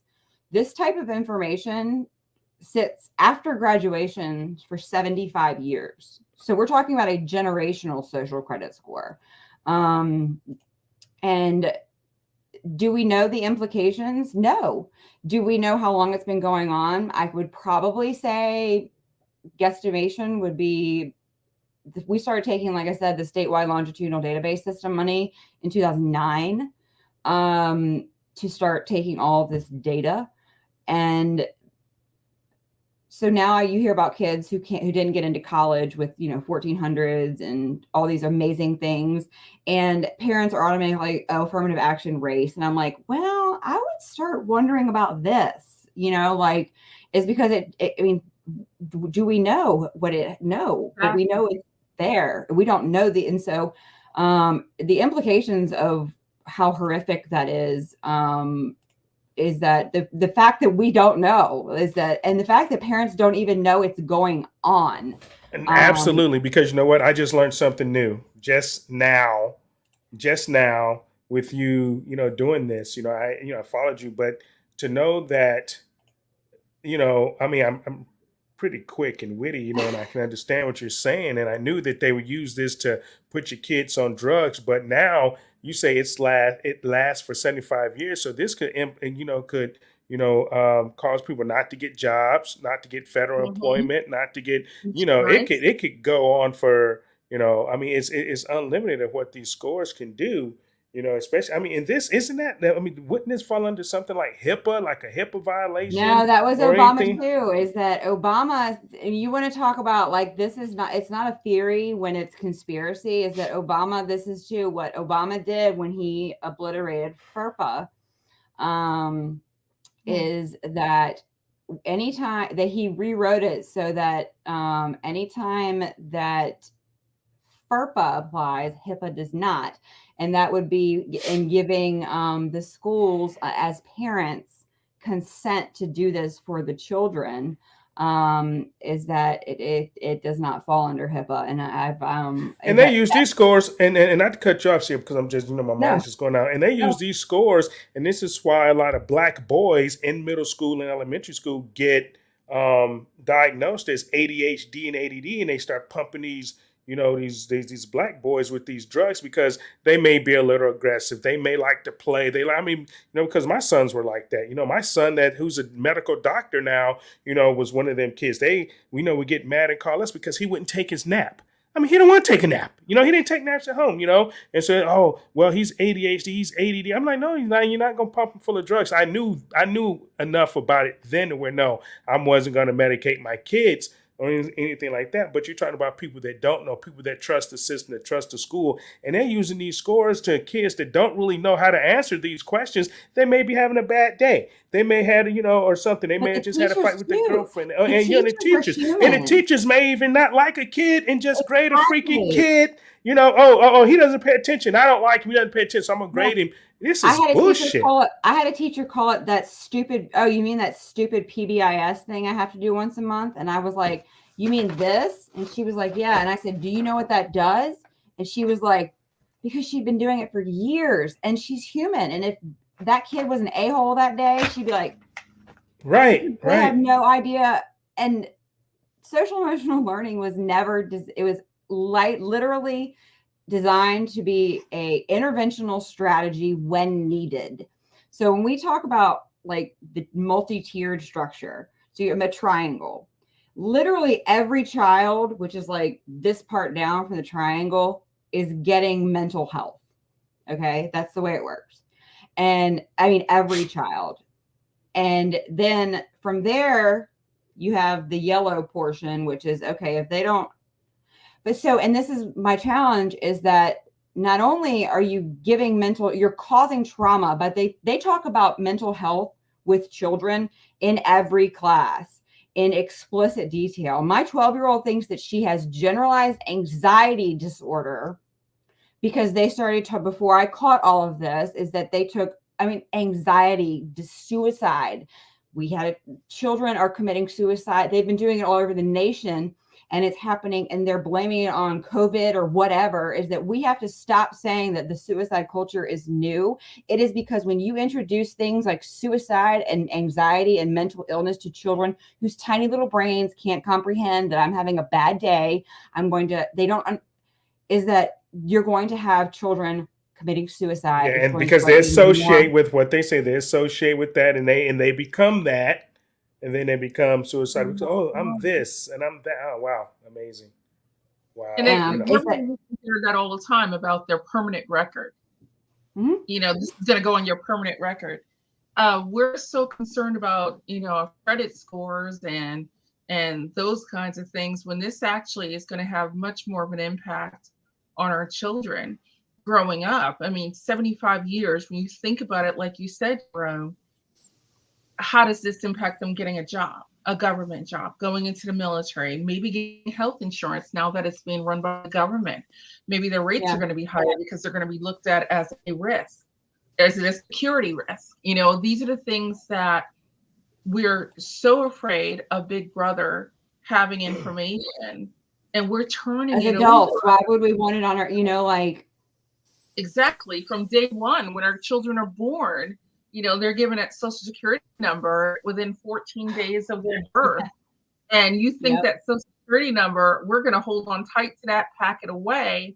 Yet we're not thinking that the schools are capturing far more information from pre-K up than with the student ID number that follows them their whole, high their school, entire the whole life. elementary and school career. Yeah, exactly. Right. This is so scary. Wow. This is scary. It is. But in just one more, let's see, is that, so here, if you, again, go to our webpage, it's VAFCF.org. We've made it easy. If you scroll to the bottom, there's this, it's like 30 pages. It has all the law. It has what is student data, like walking into school, like what they have records of. You get your ID, and then it has the lunch. You get your Chromebook, which, keep in mind, pediatricians don't want you to have more than 2 hours of screen time a day, but you can't opt your child out of a Chromebook, which is how I figured out that I'm going to take the whole world down, is by the fact that I can't opt my kid out of something that the pediatricians say I can't give them 2 hours a day, but you can't opt your kid out of a Chromebook. And then I don't know if you guys know, so parent view, student view, that's a Zuckerberg. That's scary too. I still have it on my phone. That's how only way you can access your children's grades in Chesterfield County, is this little guy here, Class Dojo. If you have that, my daughter had it in first grade, and I thought it was so cool that I could get real-time behavior. Your daughter's talking in class, like real time. Like, I thought it was cool back then as a first-time mom, had no clue. And now I look back and I'm like, oh my God, like that's one of the worst programs. And, and then, but then, like you said, the military,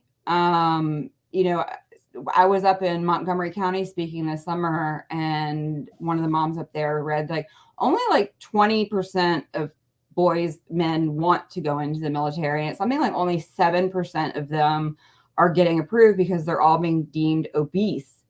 And so the scary thing is that Fitbits in gym class are a part of this too. There's so much stuff that I know at Monacan High School, one here, you have to punch a code, your student ID, to go to the bathroom. The badging system, they tried to pull that, you have to have a badge to get on the bus to check out, and they said that it was for K through 5 safety. And I was like, well, I'm pretty sure that the kids were on and off the bus, checked out books. And I told them, I said, throw it in the trash can. They're not going to tell you that you have to have it for your kid. And that's the thing, is that we don't know.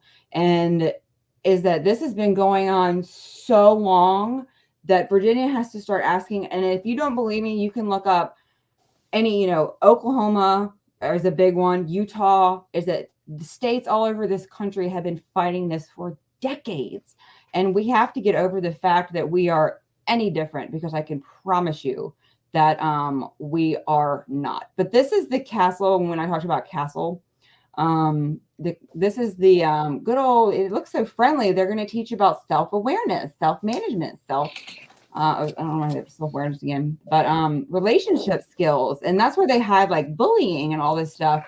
But they'll even tell you right now, transformative SEL is, oh, look, bias, personal and socio-cultural identities, stress management, self-care, agency, the collective, empathy, belonging,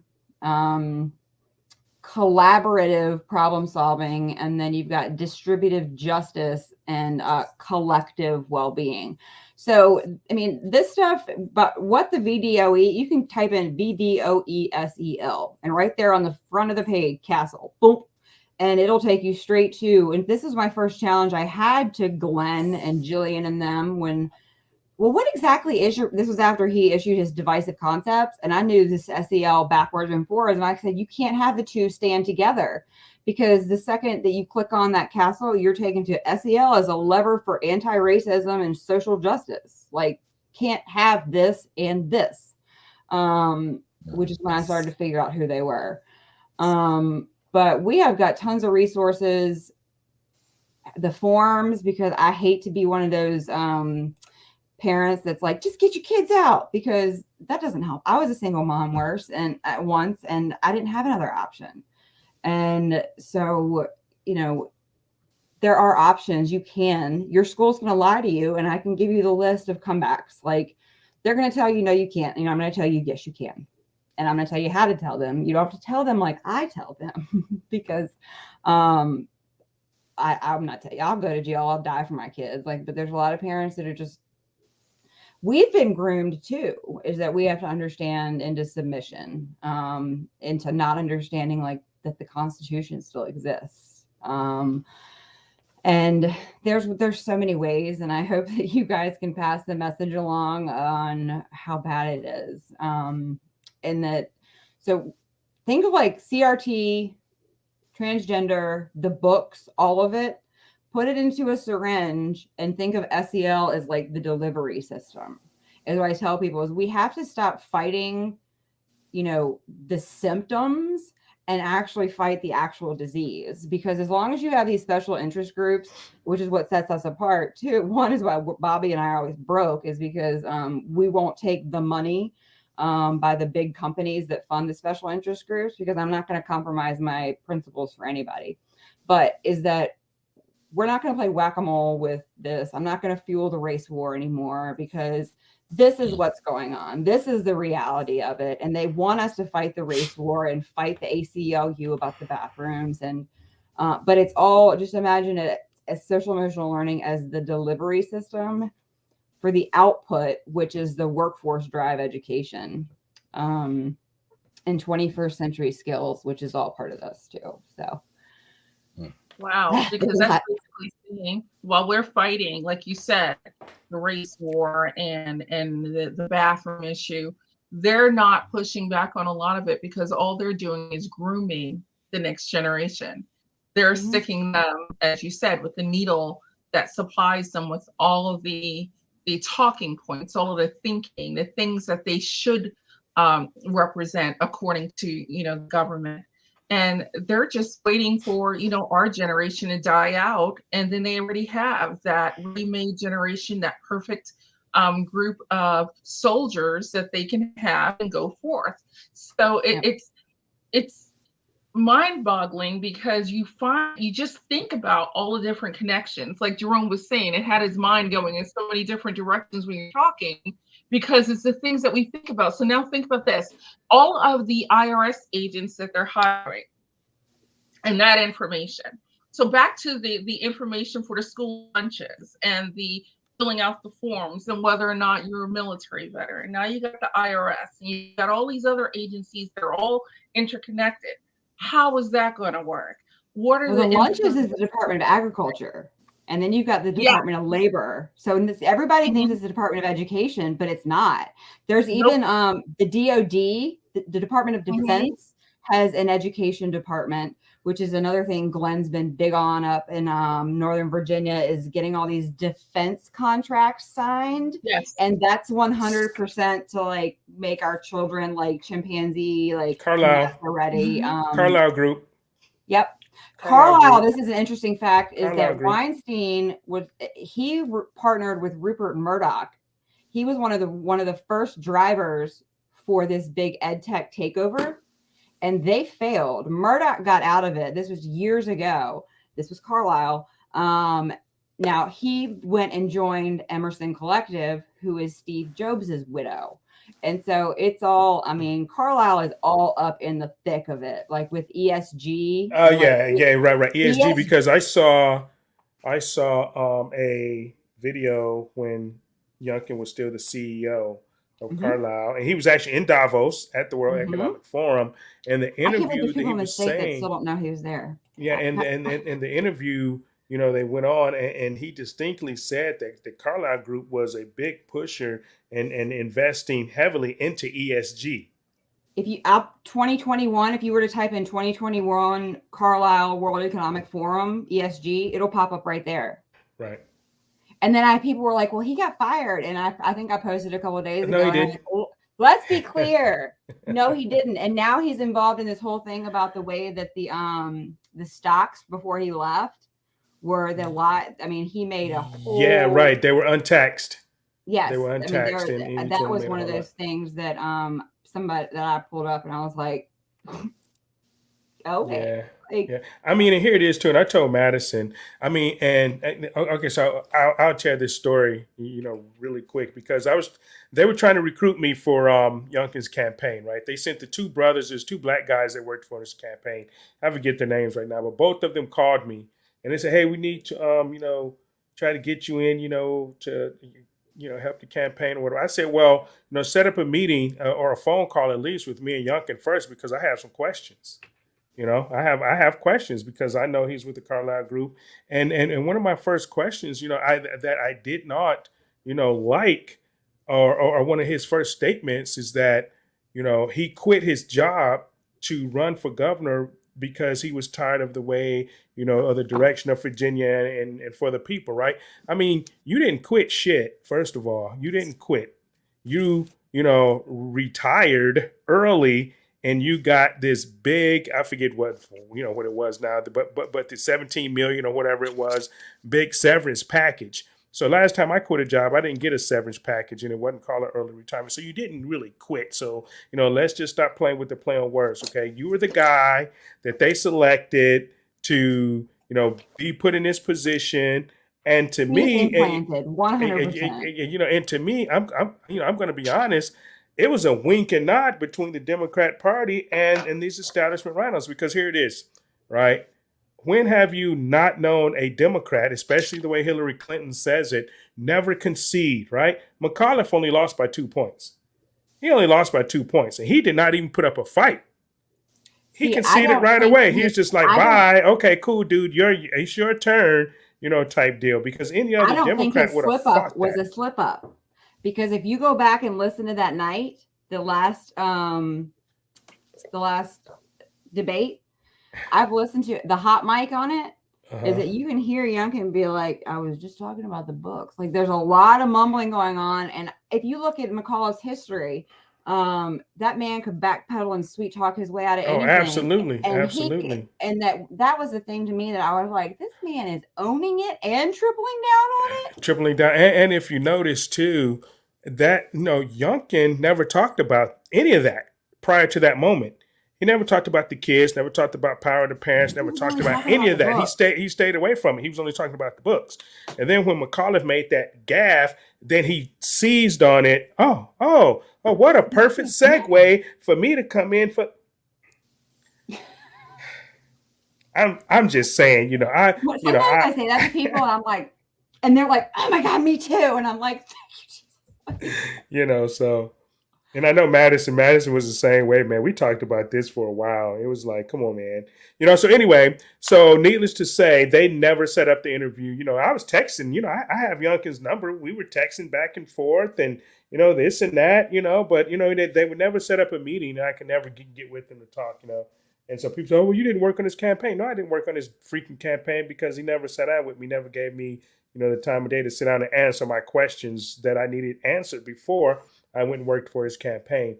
And so they saw the brothers couldn't get me. So, they just left me alone after that. But, it just is what it is. And so, I'm sure they made sure that this guy cannot win this election. Let's put in, this lady that we know that's like us, let's select her and give the people her. So, they don't have a choice, between the Democrat and the Republican. They have Luria and Luria Light. So, but yeah, so I saw that, from the beginning. And then, like I said, I did my research and how much he was worth, the Carlyle Group. And I know the Carlyle Group had this big thing with Afghanistan. I can go on and on about the Carlyle Group and Afghanistan and the oil pipeline and the fake war in Afghanistan for 20 years and how the Carlyle Group, I can go on and on, about it, but that's just for a different show, probably another time. But, it's very, very good to know that there's one person, and her name is Ann Taydus, that has the 411 on all of what's going on in the education system and, and really what's going on. And, I suggest look her up. We normally go about an hour and a half, but this went, and people that watch this show understands that, we can take this show in a direction and it just flows and we just go, so, I thank you for your time and thank you. If you guys can get a squad together, this is my goal, is that if I could have like a couple people in each locality, I will come to you. Like I've traveled the state, and if I can give you the tools to then take it into your community, how to protect the children, how to fill these. We're doing one here in Chesterfield, which you can it's an hour from a lot of places on Sunday. 1 o'clock at the Great American Ranch, and it's a workshop, and I'm going to go through the forms, and I'm going to go through the pushback that you're going to get, and I'm going to go through what you tell them because but once we get enough parents saying, no, I know that I can do this, here it is, opting out. I want to know the web apps, and I want my child's data to stop being collected. But I will come to, get your people together. I will come to you. Because take the data out, it's like the house of cards tumbles on, like they literally, the data is where it's all at. And it's like you get people, I'll do Zoom calls. I'll walk you through, this is what I do from like 5 a.m. to midnight. And but it's what I feel like God called me to do, because this big mouth, big brain finally found a purpose in life, and this whole IDGAF attitude. But yeah, sorry, I didn't mean to tap that. But so this is just the World Economic. This is from 2016. I just pulled this up to show you guys that if you were to look up World Economic Forum, SEL or education or future of jobs, you will go into a 20-year rabbit hole about how none of this is new. But thank you so much. Thank you so much. I really thought this was a fantastic time, and it was 2 hours too, but we needed to go on a couple more hours. It's a lot to unpack.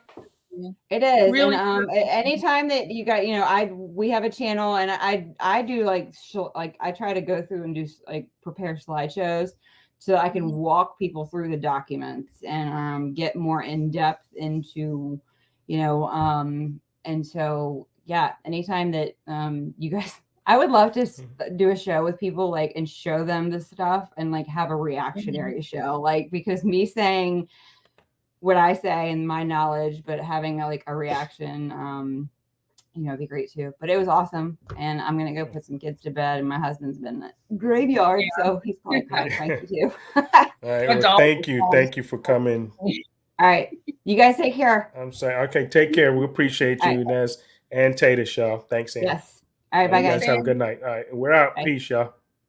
Good night.